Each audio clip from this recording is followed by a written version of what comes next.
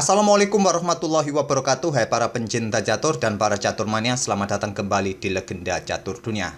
Kita masih melanjutkan untuk mengulas satu game atau satu partai yang terjadi di babak ke-11 kandidat turnamen 2022 ini, antara gamenya Fabiano Caruana versus Ding Liren. 3 game terakhir mereka kawan di turnamen ini masing-masing, yaitu Fabi mendapatkan 2 kali kekalahan, 1 kali remis, berbanding terbalik dengan Ding Liren. Performanya mulai tajam kawan di akhir-akhir sisa turnamen ini dengan 2 kali kemenangan dan 1 kali remis. Sekarang posisi Ding Liren menempati posisi kedua. Apa yang terjadi antara keduanya di game ini kawan? Langsung saja kita ke langkah pertama, tak perlu saya berikan spoilernya. Fabi mengawali dengan pion E4, Ding Liren pion E5. Kuda F3 tidak dengan Petrov defense, melainkan kuda C6 menantang permainan Italia atau Ruy Lopez. Ruy Lopez dipilih oleh Caruana dan Morphy defense. Di sini gajah mundur ke A4, kuda F6. Rokade oleh Fabi menawarkan pionnya kawan yang merupakan gambit, termasuk menantang permainan Ruy Lopez terbuka. Jika kalian menerima tantangan ini, ya biasanya adalah beteng E1. Kalian bisa membalas dengan pion B5 atau kuda ini mundur ke C5, ke D6 bisa kalian pilih. Ding Liren melanjutkan pengembangan gajah E7, beteng E1 melindungi pion pusatnya, barulah sekarang pion B5. Gajah mundur, rokade oleh Ding Liren, dan sekarang ada posisi yang cukup legendaris kawan, yaitu martial attack. Kalau kalian memainkan pion C3, ini akan mengundang permainan martial gambit kawan dengan pion D5.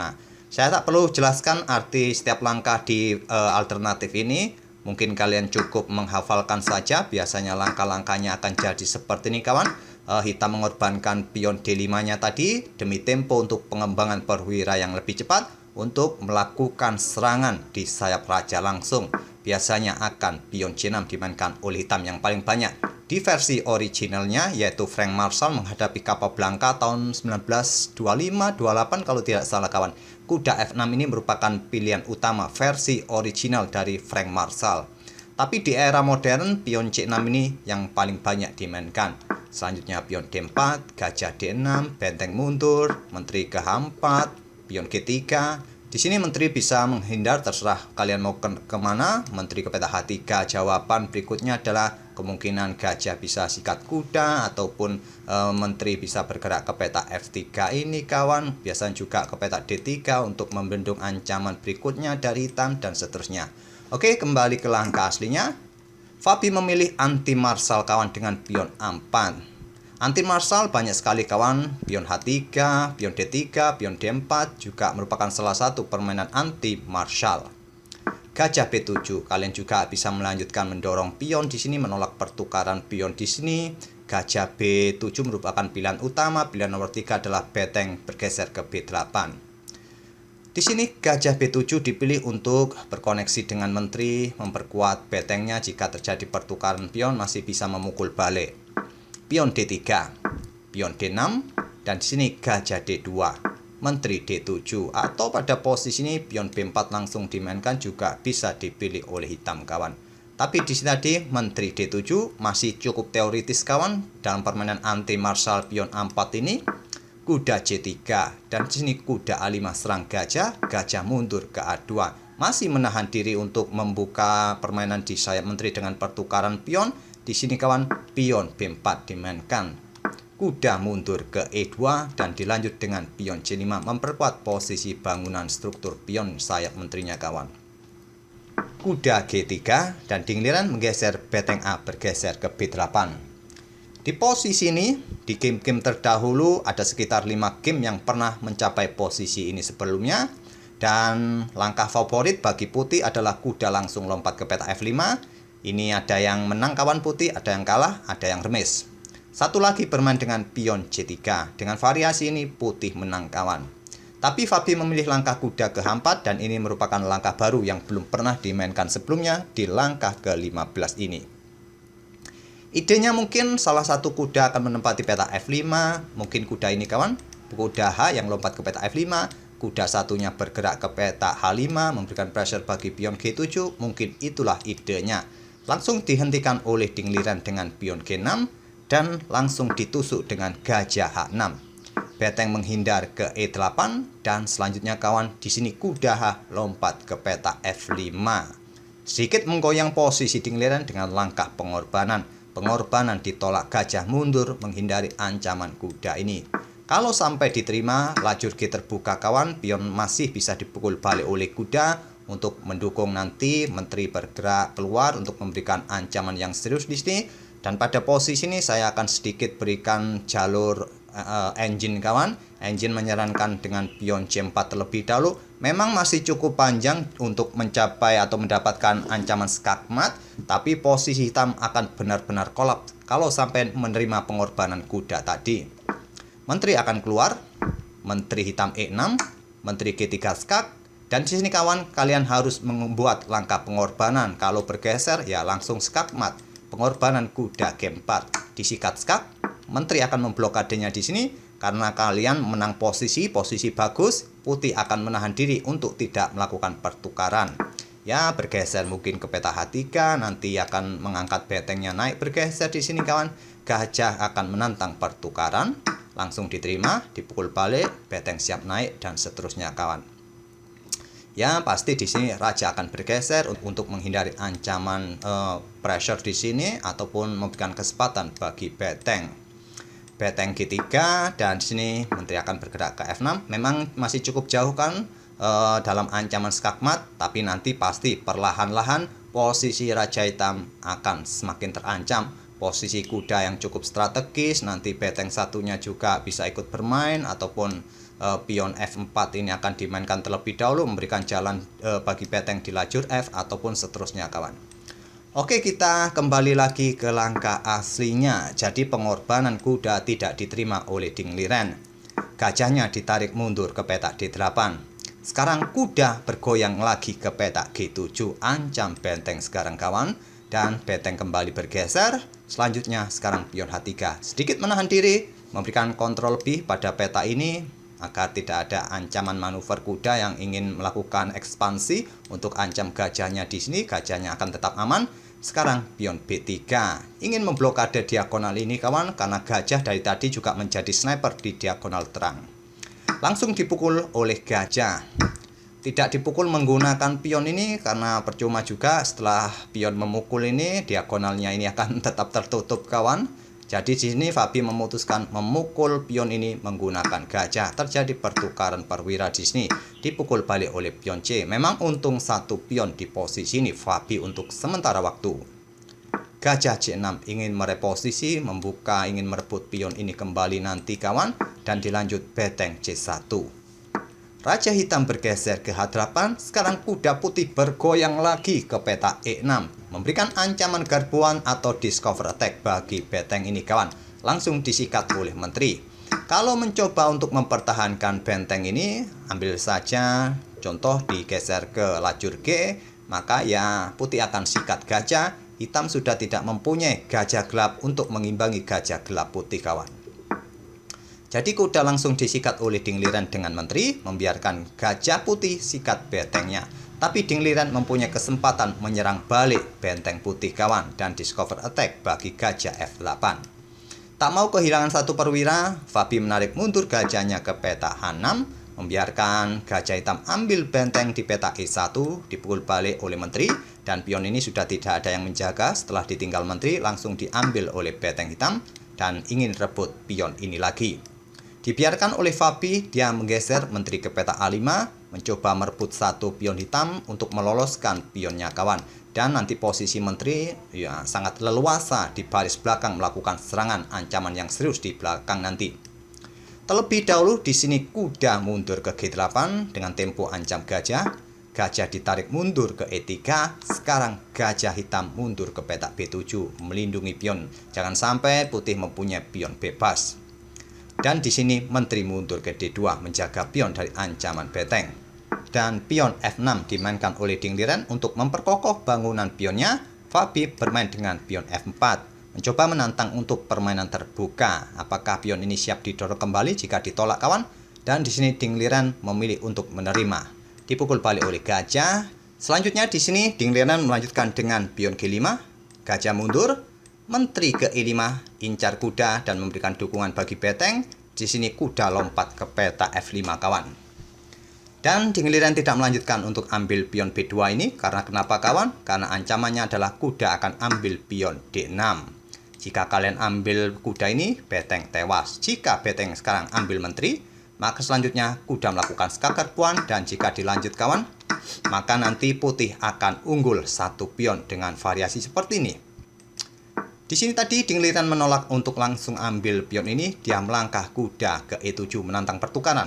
Dan tantangannya ini langsung diterima oleh Fabi. Kuda pukul kuda, dipukul balik oleh menteri. Menteri putih C2, hitam sudah tidak mempunyai kesempatan ambil pionnya lagi. Beteng mundur ke B6 oleh dingliran. Beteng putih F1 incar pion ini. Apakah gajah ditarik mundur incar pion ini nanti kawan? Di sini raja hitam G7. Pion A5 lanjut Fabi serang benteng C6 dan di sini gajah D2. Jelas sudah ingin bergerak ke peta ini kawan. Tapi Stockfish menyarankan putih ini membuat langkah pengorbanan sementara. Setelah diterima, maka menteri bisa merebutnya nanti untuk ambil pion ini kawan. Karena pion ini sudah tidak mungkin di backup dengan beteng ataupun bergerak ke sini sudah tidak bisa lagi. Kalau bermain seperti ini cukup riskan kawan, karena setelah pion pukul pion, maka beteng tidak mempunyai peta lagi untuk bermain untuk menjaga pionnya. Engine menyarankan melakukan pengorbanan pertukaran. Nanti hitam mendapatkan gajah di sini. Kalau bermain dengan beteng di sini kawan, gajah putih akan siap memberikan tusukan sate di sini.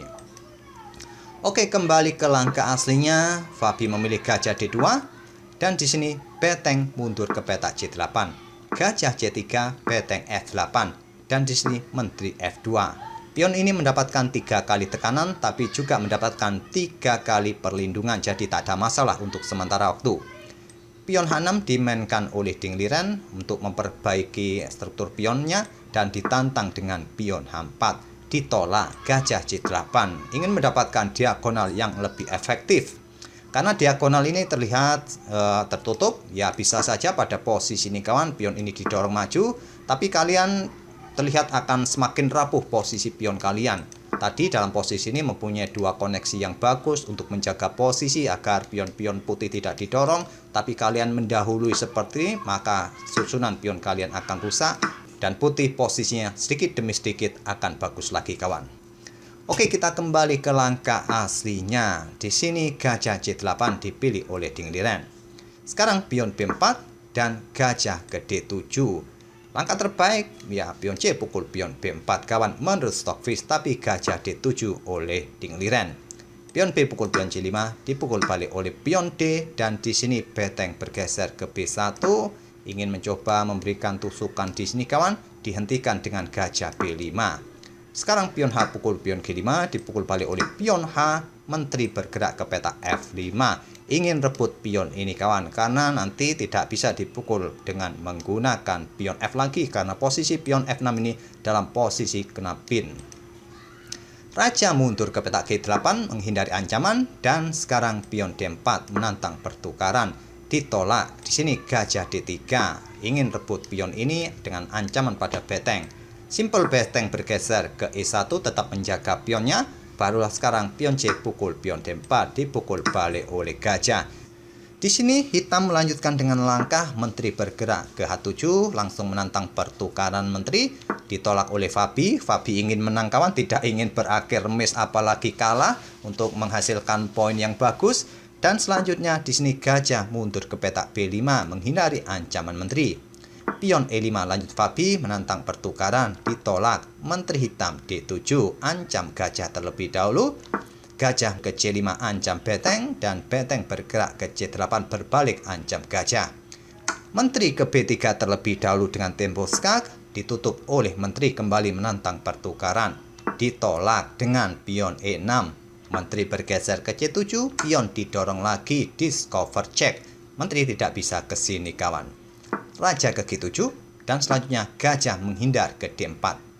Menteri ke F4 tetap mengejar gajah kawan dan di sini ada kesempatan juga bagi hitam nanti bergeser ke lajur H mendukung menterinya, perlu diperhatikan juga kawan, dan gajah ditarik mundur ke peta E3.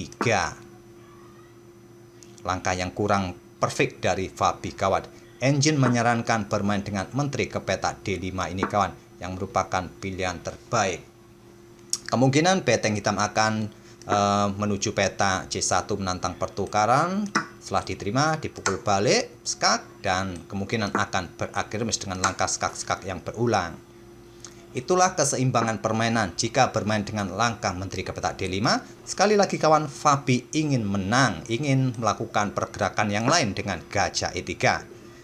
Menteri G3, menteri B4 menghindari pimpinan, dan beteng hitam bergeser ke peta H8. Cukup menakutkan kawan, dukungan beteng ini kepada menterinya melakukan ancaman di sini. Diagonal ini cukup efektif dari gajah terang hitam. Nanti tersisa satu peta jika raja ingin menghindar ke peta F2. Dan di sini kawan, pion ini dipromosikan untuk mendapatkan tempo, artinya melakukan pengorbanan pion. Dan langkah terbaik pada posisi ini harusnya menteri ini langsung disikat dengan gajah, modus stockfish, bukan dengan benteng, apalagi melakukan skak terlebih dahulu kawan. Inilah yang dilakukan oleh Ding Liren, melakukan skak terlebih dahulu. Memaksa raja keluar ke peta F2, barulah sekarang beteng ambil menteri. Beda lagi posisinya kawan, tadi gajah merupakan pilihan terbaik untuk ambil menteri, tapi sekarang gantian beteng yang lebih baik untuk ambil menteri ini. Menteri putih bergerak ke peta G4, dan selanjutnya di sini menteri hitam mundur ke peta E5 mempertahankan pionnya dari potensi pengorbanan kawan. Selanjutnya menteri D4 menantang pertukaran, ditolak. Menteri F5 skak. Gantian merasa unggul satu pion, jadi Ding Liren mencoba mempertahankan menterinya. Raja ke G1, raja hitam naik ke G6, dan menteri ke peta D2. Di sini kawan, selanjutnya gajah terang bergerak ke C6, memberikan pressure bagi pion untuk nanti mendukung menteri agar beteng ataupun menteri juga tetap mengawal pionnya. Nanti bagaimana pion ini bisa sedikit demi sedikit untuk didorong maju. Gajah F2, menteri G4, ancaman skak mat kawan, dan di sini menteri melakukan skak terlebih dahulu. Ditutup oleh gajah di E4, dan menteri hitam G3 memblokade ancaman skak mat menantang pertukaran. Kali ini langsung diterima. Dipukul balik oleh gajah, sekarang pion hitam sedikit demi sedikit mulai didorong. Walaupun selisih satu pion, terkadang endgame gajah versus gajah yang berlainan warna peta seperti ini kawan menghasilkan permainan remis. Sulit untuk mendapatkan progres, tapi di sini masih ada benteng, jadi apapun masih bisa terjadi kawan. Secara teoritis mungkin terlihat bahwa di sini hitam hanya unggul dalam satu pion saja, selebihnya tidak ada lagi kawan. Dan jika melakukan langkah-langkah presisi, kemungkinan masih akan berakhir remis kawan. Fabi melanjutkan gajah C7, raja hitam A5, persiapan pion G didorong maju mungkin, raja putih F2, dan raja hitam G4 untuk menghadang pergerakan raja putih yang bergerak ke peta-peta ini nanti. Beteng putih C1, dan di sini beteng hitam E7 memberikan pressure bagi gajah, dan benteng ini naik ke peta C3. Langkah blunder, langkah kesalahan kawan. Kalau mau naik sekalian peta C4 atau peta C5, pilihan stockfish atau gajah D6. Tapi langkah beteng putih ini tidak mampu dimanfaatkan oleh Ding Liren, dia menggeser betengnya ke D7. Langkah gajah yang ke peta D3 ini merupakan pilihan dari stockfish kawan untuk menantang pertukaran seperti ini. Dan kita akan temui permainan beteng versus beteng dengan keunggulan satu pion. Tapi butuh perjuangan yang ekstra dengan permainan endgame semacam ini juga. Dengan ide gajah bergerak ke peta ini kawan untuk mendukung betengnya untuk melakukan ancaman di sini. Tapi ini tidak ditemukan oleh Ding Liren, dia tadi bermain dengan beteng D7. Selanjutnya pion G3 dan gajah D3. Gajah mundur ke peta B8 dan dibalas dengan gajah B5. Apakah nanti menantang pertukaran beteng di sini kawan? Mungkin saja bisa terjadi, atau memberikan jalan bagi beteng untuk melakukan ancaman skak di sini yang memaksa raja bergeser, kemudian pion ini bisa jatuh di langkah berikutnya, bisa juga. Gajah C7, kembali kesalahan dilakukan oleh Fabi. Raja bergeser ke E1 merupakan pilihan terbaik untuk menjaga peta ini kawan. Gajah C7 pilihan Fabi, dan beteng bergerak ke peta E7 pilihan terbaik. Untuk mencoba melakukan ancaman di sini, tidak ke peta ini lagi kawan, dan dibalas dengan gajah mundur ke D8. Beteng E2 skak, memaksa raja mundur, selanjutnya beteng ke D2. Untuk ancam gajah, setelah gajah ini pindah, gajah bergerak ke D3, memblokade akses beteng menjaga pionnya. Dan setelah nanti diambil, ancaman skakmat di sini kawan. Apabila permainan tetap dilanjutkan dengan langkah gajah bergerak untuk melindungi pionnya, kemungkinan hitam akan bermain dengan pion F4, Raja F3, Raja H3. Akan saya tunjukkan satu variasi terbaik versi Stockfish saja kawan, yaitu Raja ke H3. Dan di sini apakah beteng ini bergerak, bergeser saja atau membuat langkah menunggu? Stockfish menyarankan sikat gajah ini kawan. Kalau kalian membuat langkah seperti pion ini didorong maju ataupun mencoba dengan langkah beteng ini menunggu saja ke peta A3 kawan, maka selanjutnya beteng G2 skak. Raja bergeser ke H2, gajah bergerak ke peta E4 selanjutnya kawan, dan persiapan ancaman skakmat, bisa skakmat. Atau variasi yang lain pada posisi ini kira-kira yang bagus gimana kawan? Apakah mundur ke peta C8 untuk menghadapi ancaman di sini? Sangat kompleks kawan, pada posisi ini masih jauh dari ancaman skakmat juga. Dengan variasi terbaik, engine menyarankan ya sikat gajah ini seperti ini kawan. Tapi tetap dengan keunggulan perwira seperti ini, hitam akan menang. Jadi pada posisi ini saya tak perlu untuk melanjutkan langkah-langkahnya lagi. Tadi gajah D3 sudah membuat Fabiano Caruana menyerah. Memang posisinya memang dalam posisi kalah kawan, dengan kalah posisi dan kalah satu pion. Itulah kawan permainan antara Fabiano Caruana versus Ding Liren. Ding Liren sekarang posisinya pada posisi kedua. Semoga permainan kedua pemain ini bisa menghibur kalian dan kita akan bertemu di video-video berikutnya. Terima kasih. Wassalamualaikum warahmatullahi wabarakatuh.